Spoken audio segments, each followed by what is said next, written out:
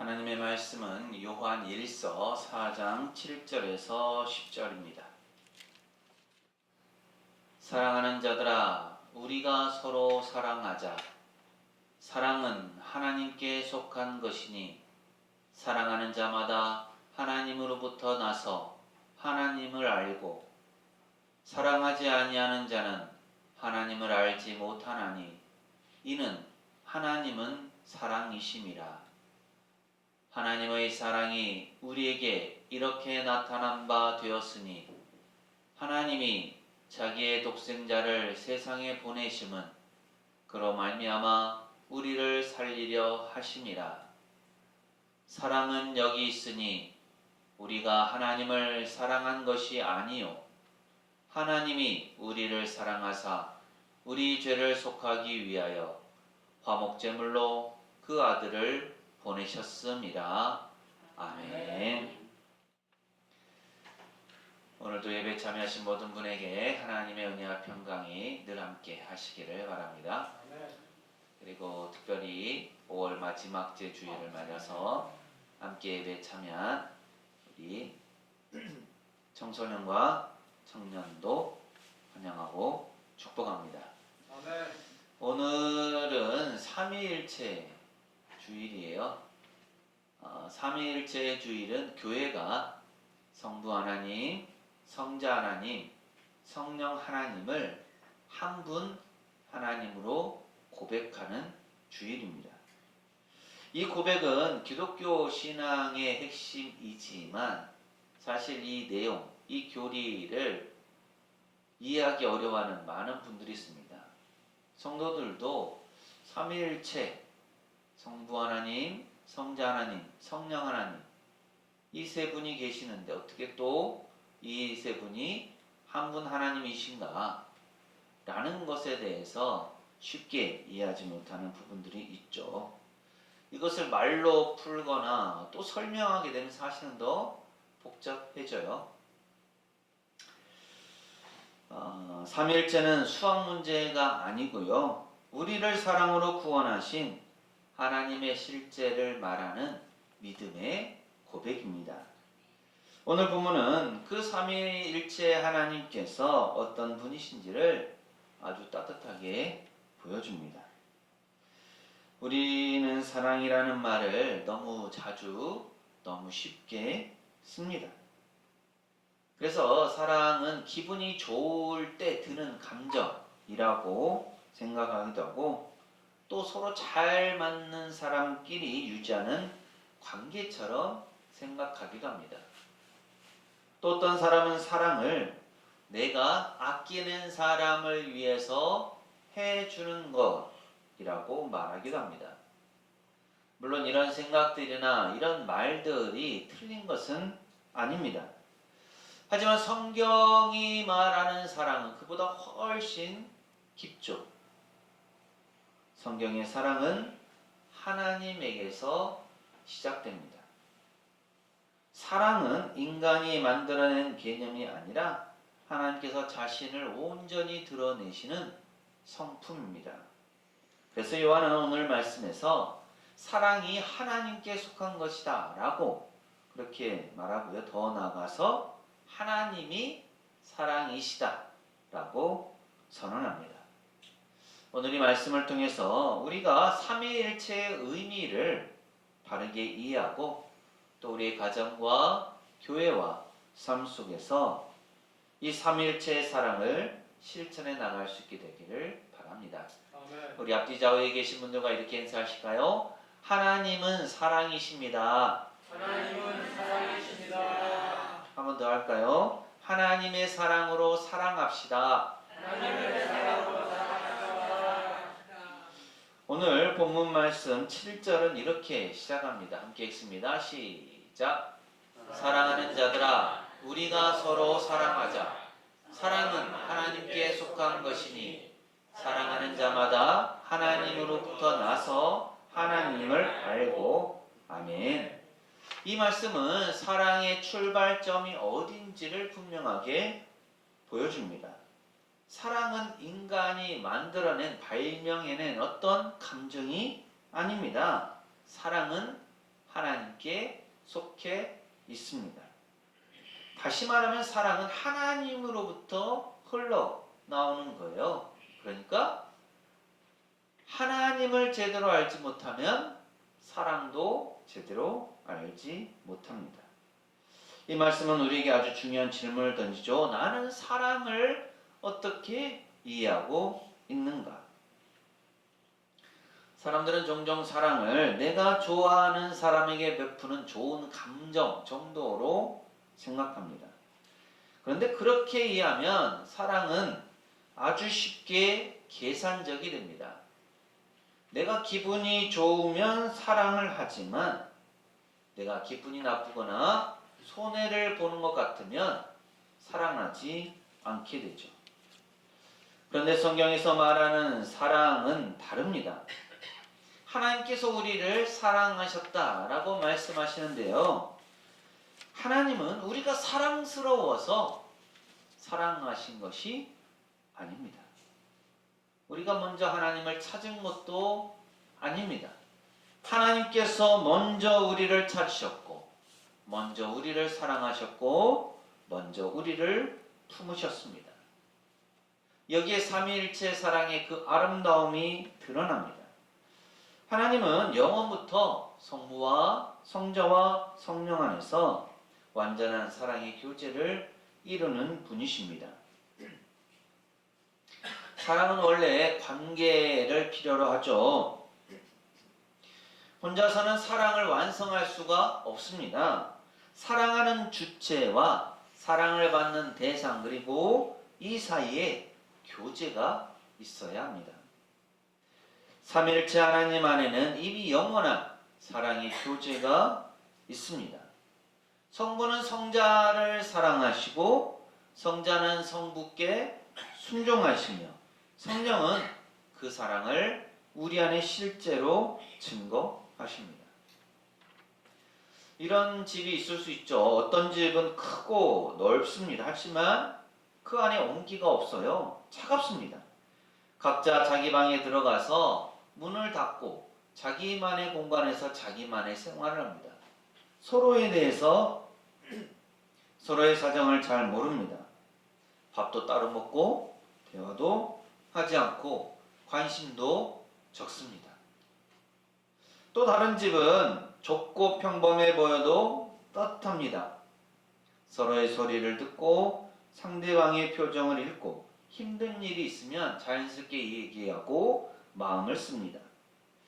어떤 집이 사랑이 있는 집일까요? 죄송합니다. 어떤 집이 사랑이 있는 집일까요? 당연히 두 번째 집이겠죠. 크고 넓다고 해서 그 집이 사랑이 있는 집인 것이 아니라 작고 평범해도 따뜻함이 있는, 관심이 있는, 관계가 있는 곳이 사랑이 있는 집입니다. 이렇게 사랑은 관계를 살립니다. 삼위일체 하나님은 바로 그 온전한 관계의 사랑 안에 계신 분이시죠. 그리고 그 사랑으로 우리를 부르십니다. 신앙이 깊어진다는 것은 단순히 교리 지식이 많아지는 것이 아닙니다. 사랑의 폭이 넓어지는 거죠. 하나님을 깊이 알수록 그만큼 사랑을 아니까 사람을 대하는 태도도 달라지게 됩니다. 하나님을 안다고 하면서 사람을 쉽게 판단하고 차갑게 대하고 상처를 주는 사람이라면 그 신앙은 점검되어야 합니다. 하나님을 진짜로 아는 사람은 남을 재는 눈보다 품는 마음을 배웁니다. 가정에서도 마찬가지죠. 배우자와 자녀를 향해서 왜 저렇게밖에 못할까라고 생각하거나 말하기보다 어떻게 도와주면 좋을까를 먼저 묻는 태도, 그것이 바로 하나님께 속한 사랑입니다.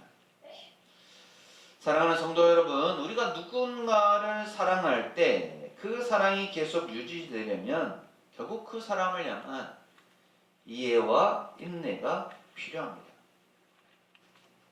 사랑하는 연인끼리 어떻습니까? 처음에는 마음에 들어서 시작하고 눈에 콩깍지가 씌어서 다른 부분이 안 보이지만 시간이 지나면서 상대의 연약함과 불편함을 보게 됩니다. 그때 그 사랑, 그 연인들의 사랑이 진짜인지 아닌지가 드러나죠.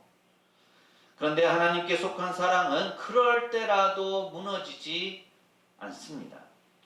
하나님은 우리의 약함을 아시면서도 사랑하는 분이시기 때문입니다.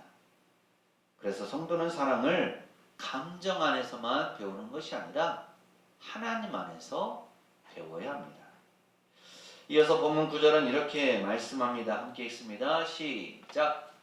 하나님의 사랑이 우리에게 이렇게 나타난 바 되었으니 하나님이 자기의 독생자를 세상에 보내시며 그로 말미암아 우리를 살리려 하심이라. 아멘.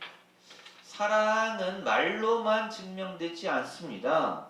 사랑은 행동합니다. 사랑은 찾아가고 움직이고 가까이 오고 희생합니다.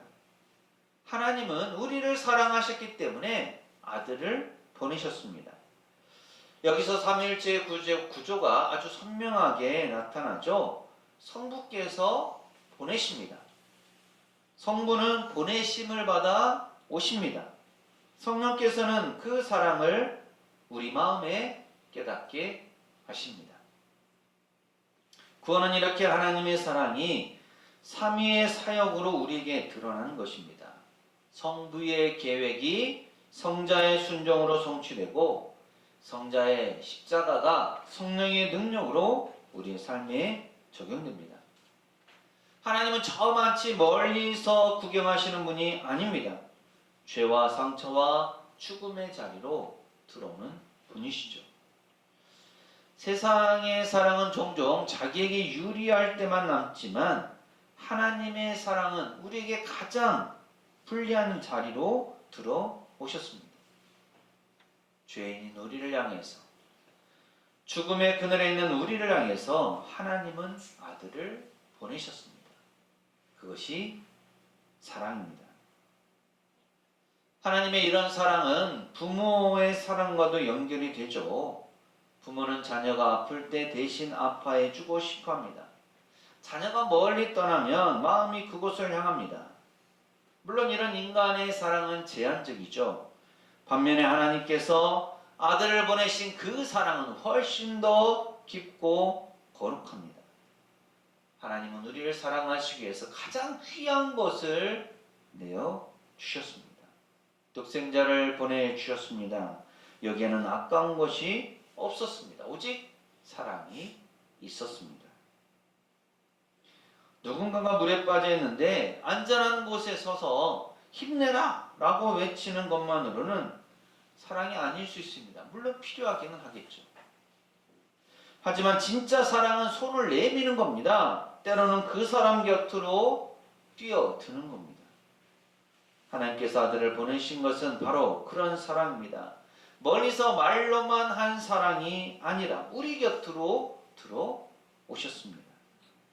성육신은 하나님의 사랑이 거리를 두지 않았다라는 것을 보여줍니다. 하나님은 우리와 함께 계시기 위해서 오셨습니다.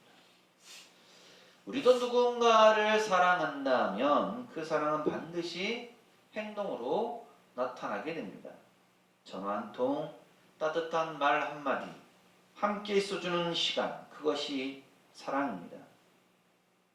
교회 안에서 상처받은 사람을 외면하지 않는 것, 병든 성도를 찾아가는 것, 낙심한 이를 위해서 기도하는 것, 그것이 하나님께서 보내시는 사랑을 닮은 삶입니다.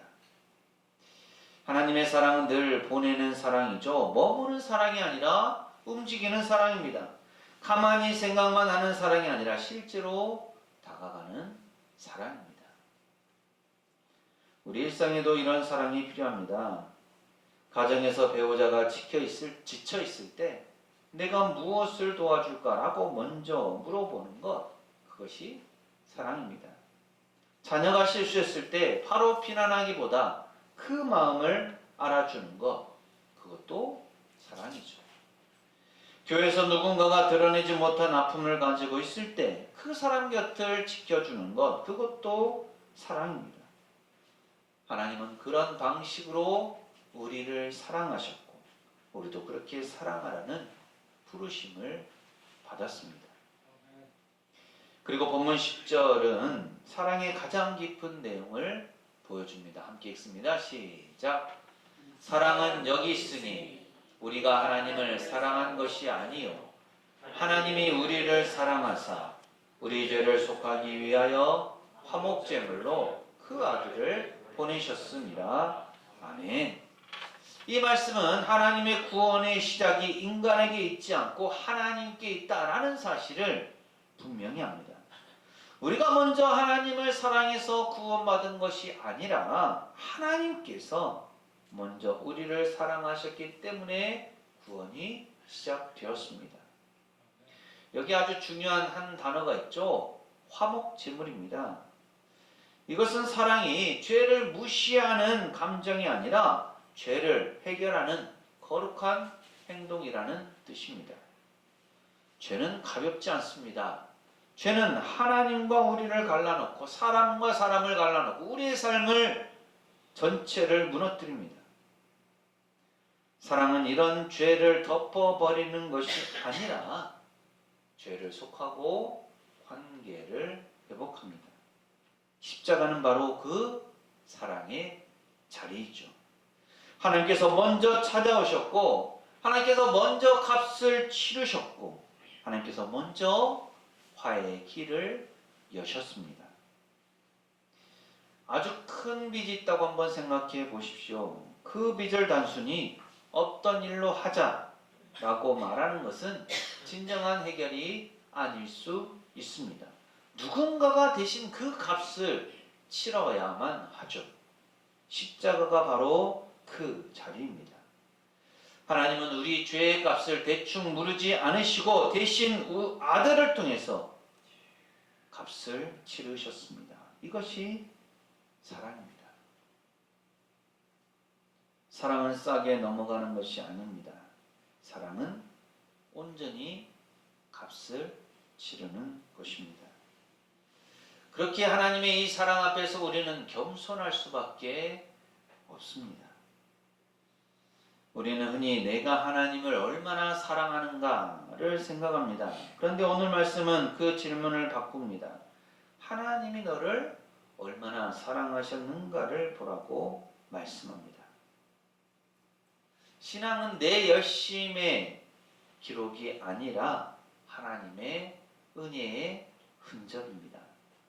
그래서 구원받은 사람에게는 자랑이 없습니다. 오직 감사가 있습니다. 내가 한 것이 아니라 하나님께서 하셨기 때문이죠. 우리가 누군가와 갈등하거나 하는 상황 속에서 십자가는 우리에게 두 가지를 가르쳐 줍니다. 하나는 죄를 가볍게 넘기지 말라는 거죠. 그리고 또 다른 하나는 죄 때문에 관계를 쉽게 끊지 말라는 겁니다. 십자가는 진리만을 주장하지 않습니다. 용서를 함께 붙듭니다. 그래서 십자가를 믿는 사람은 쉽게 포기하지 않습니다. 화해할 길이 있는지, 용서할 수 있는지, 관계를 살릴 방법이 있는지를 먼저 묻습니다. 이것이 복음적 사랑입니다. 오늘 본문 말씀 7절은 우리가 서로 사랑하자라고 권면하고 8절은 사랑하지 않는 자는 하나님을 알지 못한다고 말씀합니다. 이것은 매우 직접적인 표현이죠. 하나님을 안다고 하면서 사람을 미워한다면 그 고백은 점검되어야 합니다. 하나님을 아는 지식은 머리에서만 머물러서는 안 됩니다. 반드시 마음과 관계와 행동으로 흘러가야 합니다. 하나님의 이 사랑은 교회 안에서 가장 분명하게 보이게 됩니다. 교회는 완벽한 사람들의 모임이 아니라 사랑을 배워가는 사람들의 공동체입니다. 그렇게 서로 이해하고 배려하고 감싸 안아야 합니다. 그런데 현실은 어떻습니까? 교회 안에서도 경쟁하고 비교하고 상처 주고 무시하고 오해가 생깁니다. 오늘 말씀은 그런 교회를 향해서 하나님을 정말 알고 있느냐라고 묻습니다. 교회의 거룩함은 냉정함이 아니라 사랑 안에서 드러납니다. 어떤 교회는 말을 잘하는 사람이 많은데 들어주는 사람은 적습니다. 또 어떤 교회는 봉사하는 사람은 많은데 위로하는 사람은 적습니다. 또 어떤 교회는 옳은 말은 많은데 따뜻한 말은 적습니다. 그러나 하나님의 사랑이 있는 공동체는 다릅니다. 말투가 부드럽고 시선이 따뜻하고 실수한 사람을 다시 세워주는 마음이 있습니다. 오늘 우리는 이 말씀을 들으면서 스스로에게 질문해 보아야 합니다. 오늘 나는 누구를 더 사랑해야 하는가? 가정에서는 가족의 필요를 알아채는 마음을 배워야 합니다. 교회에서는 내가 먼저 다가갈 사람이 누구인지 생각해야 합니다. 일터에서는 경쟁의 논리보다 배려의 논리를 선택해야 합니다. 사랑은 감정이 아니라 선택입니다. 그리고 그 선택은 훈련될수록 깊어집니다. 사랑하는 새송교회 교우 여러분, 삼위일체는 어렵고 멀리 있는 교리가 아닙니다. 삼위일체는 우리를 살리고 가정을 살리고 교회를 살리고 세상을 살리는 복음의 중심입니다. 성부 하나님은 우리를 사랑하셔서 독생자를 보내주셨습니다. 성자 하나님은 우리 죄를 속하기 위해서 자신을 내어주셨습니다. 성령 하나님은 그 사랑을 우리 안에 믿음과 회개의 열매로 적용하십니다. 그래서 구원은 성부의 사랑으로 시작되고 성자의 십자가로 성취되며 성령의 역사로 우리 안에 살아납니다. 이 삼위일체의 사랑을 믿는 사람은 절망 속에서도 무너지지 않습니다. 왜냐하면 우리를 향한 하나님의 사랑은 우리의 기분이나 우리의 성적표에 달려있지 않기 때문입니다. 하나님은 우리가 잘할 때만 우리를 사랑하시는 분이 아니십니다. 우리가 흔들릴 때도 사랑하시고 우리가 넘어질 때도 우리를 붙들어 일으켜 주십니다. 그래서 신앙은 늘 다시 시작할 수 있습니다. 은혜는 언제나 새롭습니다. 하나님은 우리에게 말로만 가르치신 것이 아니라 하나뿐인 아들을 주셨습니다. 이것이 사랑입니다. 교회는 하나님의 그 사랑을 이어받아서 세상에 내미는 손이 되어야 합니다. 말뿐인 교회가 아니라 손을 내미는 교회, 품어주는 교회, 함께 우는 교회가 되어야 합니다. 우리 교회가 그리고 이 말씀을 듣는 우리 모두가 삼일체 하나님의 사랑을 삶 속에서 실천하는 아름다운 공동체 그리고 복된 사람들이 되시기를 간절히 소망합니다. 기도합니다. 사랑의 하나님 아버지, 저희를 먼저 사랑하셔서 독생자를 보내주심에 감사드립니다. 또한 삼위일체 하나님 안에 있는 참된 사랑을 알게 하시니 감사드립니다. 이 사랑이 저희를 살리고 저희를 서로 사랑하는 사람이 되게 하고 가정과 교회와 일터에서 하나님의 참 사랑을 실천하게 하는 줄 믿습니다. 삼위일체 하나님 안에 있는 완전한 사랑과 거룩한 교제 안에 저희 교회가 늘 머물게 하시며 예배와 섬김과 봉사와 전도 가운데 하나님의 사랑이 흘러가게 하옵소서. 오늘 들은 말씀을 마음에 새기고 삶으로 실천하여 주님의 사랑을 세상에 전하는 교회와 성도가 되게 하옵소서. 저희를 사랑하셔서 저희를 위하여 자신을 내어주신 예수님 이름으로 기도합니다. 아멘.